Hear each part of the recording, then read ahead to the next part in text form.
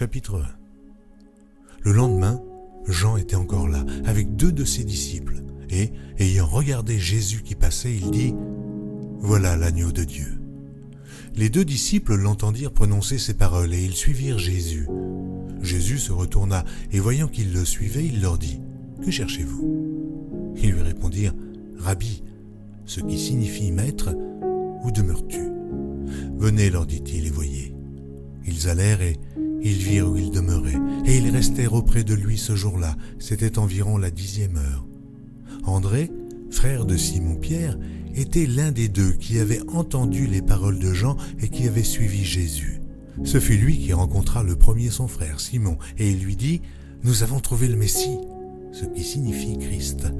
Et il le conduisit vers Jésus. Jésus, l'ayant regardé, dit « Tu es Simon, fils de Jonas. Tu seras appelé Céphas, ce qui signifie Pierre. » Le lendemain, Jésus voulut se rendre en Galilée, où il rencontra Philippe, et il lui dit « Suis-moi ». Philippe était de Bethsaïda, de la ville d'André et de Pierre. Philippe rencontra Nathanaël et lui dit « Nous avons trouvé celui de qui Moïse a écrit dans la loi et dont les prophètes ont parlé, Jésus de Nazareth, fils de Joseph. » Nathanaël lui dit « Peut-il venir de Nazareth quelque chose de bon ?»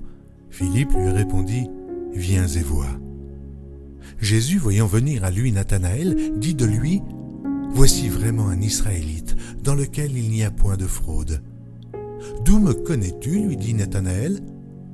Jésus lui répondit « Avant que Philippe t'appelât quand tu étais sous le figuier, je t'ai vu. » Nathanaël répondit et lui dit « Rabbi, tu es le Fils de Dieu, tu es le roi d'Israël. » Jésus lui répondit « Parce que je t'ai dit que je t'ai vu sous le figuier, tu crois ?